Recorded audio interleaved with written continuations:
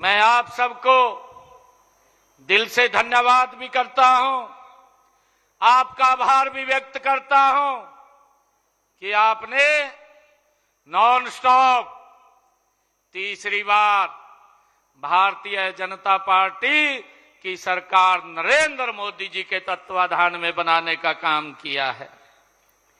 साथियों, ये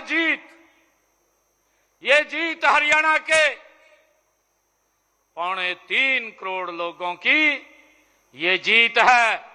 मैं हरियाणा के लोगों को मैं प्रणाम करता हूं, उनका दिल से धन्यवाद करता हूं। यह आप लोगों की आकांक्षाओं, आपके सपनों और आपके विश्वास की ये जीत है।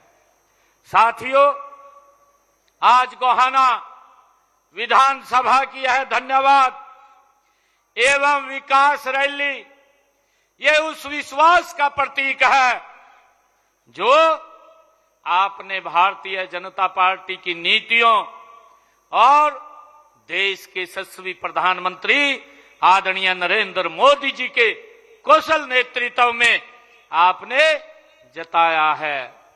साथियों, आपने विकास की राजनीति को चुना है, आपने ईमानदारी को चुना है, आपने पारदर्शिता को चुना है और आपने उस नेतृत्व को चुना है जो सत्ता के लिए नहीं बल्कि सेवा के लिए समर्पित है।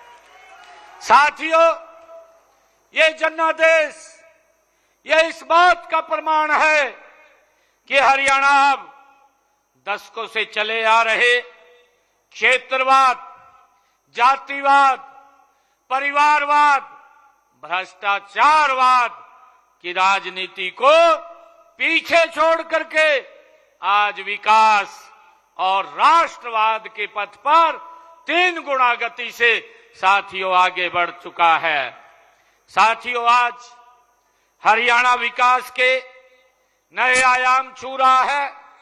इसके पीछे देश के यशस्वी प्रधानमंत्री आदरणीय नरेंद्र मोदी जी की ये दूरदर्शी उनका नेतृत्व है।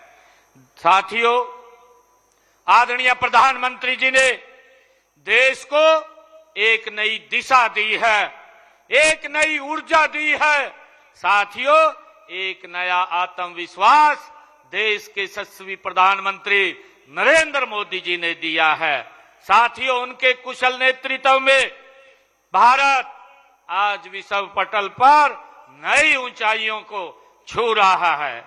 साथियों, आज मैं सबसे पहले माननीय प्रधानमंत्री नरेंद्र मोदी जी का आभार व्यक्त करता हूं कि उन्होंने जब विश्व के ऊपर आपदा आ रही है, जो साथियों खाड़ी के अंदर युद्ध चल रहा है, मिडल ईस्ट पूरा का पूरा डिस्टर्ब हो रहा है और जिस समय के अंदर पूरे विश्व में आज पेट्रोल, डीजल, गैस की कीमतें बढ़ रही हैं, उस समय के अंदर देश के यशस्वी प्रधानमंत्री आदरणीय नरेंद्र मोदी जी ने एक्साइज ड्यूटी घटा करके कीमतों को नियंत्रण करने का काम ये आदरणीय नरेंद्र मोदी जी ने किया है, जो उनकी ये दूरदर्शी सोच है। साथियों, हमें समझना है कि आदरणीय प्रधानमंत्री नरेंद्र मोदी जी किस प्रकार से भारत को विकसित भारत की ओर गति से ले जाने का काम कर रहे हैं। आदरणीय प्रधानमंत्री जी का विजन है कि देश का हर नागरिक खुशहाल हो, मजबूत हो, विकसित हो। ये भारत ये तभी विकसित बनेगा। साथियों, मैं कहना चाहूंगा कि जब ये वैश्विक संकट आ रहा है हमारे देश में जो हमारे विपक्षी साथी हैं, वो बीमारी के अंदर भी साथियों वो राजनीति ढूंढ रहे हैं, वो राजनीति देख रहे हैं। ये दुर्भाग्यपूर्ण है।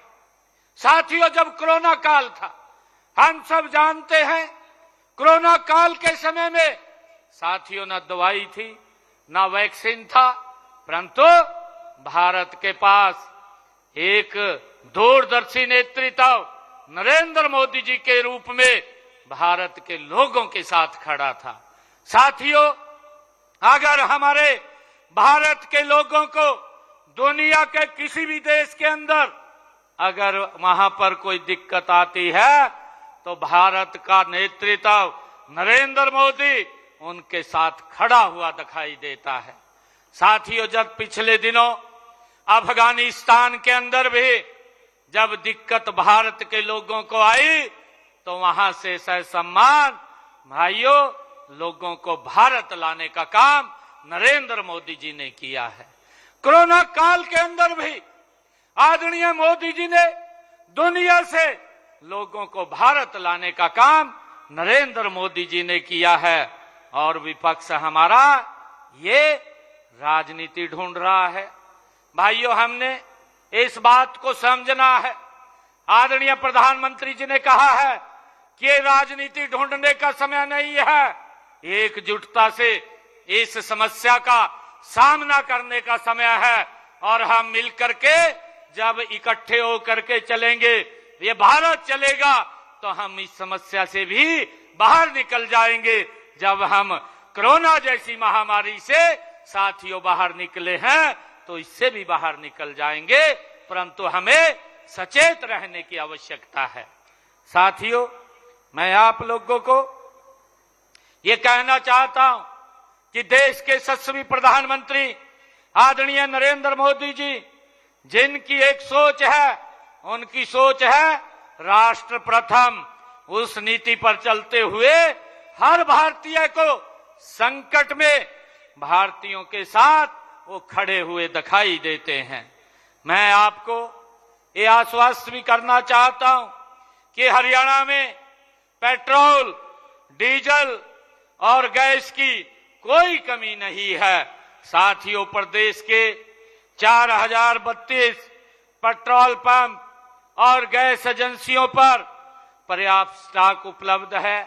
हम लगातार जो गैस एजेंसी के बड़े अधिकारी हैं, जो पेट्रोलियम विभाग के बड़े अधिकारी हैं, लगातार हम उनके संपर्क में हैं।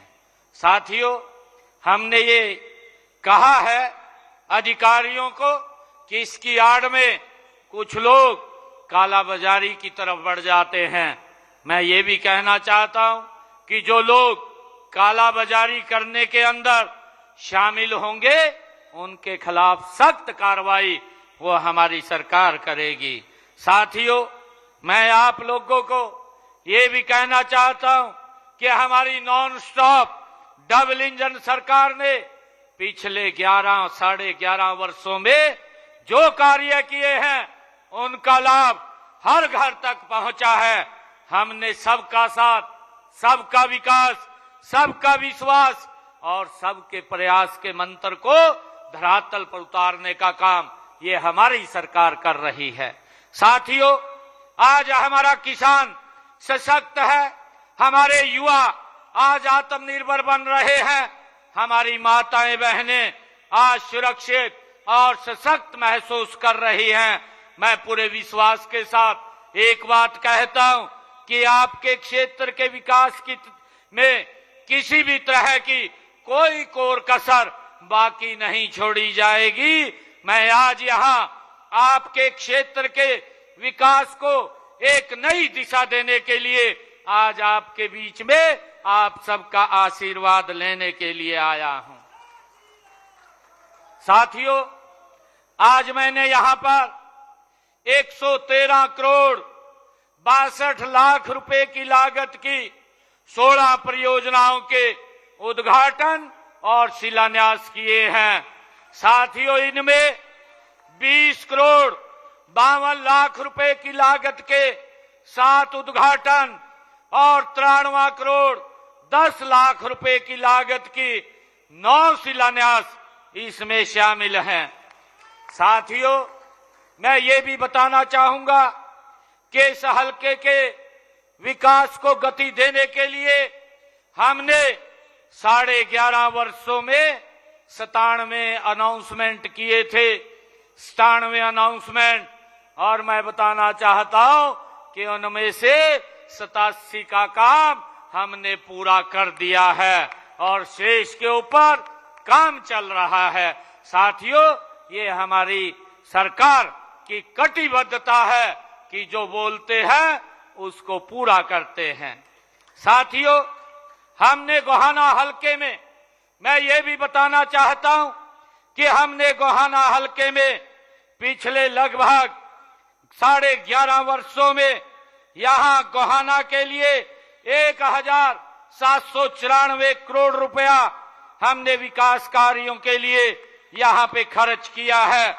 और मैं ये बताना चाहता हूं, अगर कांग्रेस के लोग मैं उनको भी ये आईना दिखाना चाहता हूं जो लगातार दुष्प्रचार करते रहते हैं और बोलते रहते हैं। मैं उनको आईना दिखाना चाहता हूं कि आपके 10 साल के कार्यकाल में इस गोहाना में जो आपने विकास के लिए पैसा दिया वो 741 करोड़ दिया और उसका भी पता नहीं चला, वो भ्रष्टाचार की भेंट चढ़ गया। और हमारी सरकार ने 11.5 वर्षों में 1794 करोड़ रुपया यहां विकास के लिए खर्च किया है।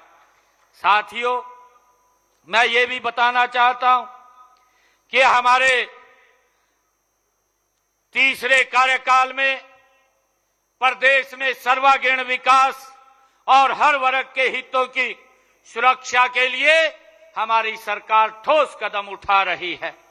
हमने बहन बेटियों को आर्थिक रूप से और सामाजिक रूप से सुरक्षा प्रदान करने के लिए हमने अपने संकल्प पत्र में जो कहा था, मैं बताना चाहूंगा, जब विधानसभा का चुनाव था, विधानसभा के चुनाव में आप सबके आशीर्वाद से मैंने 217 संकल्प लिए थे।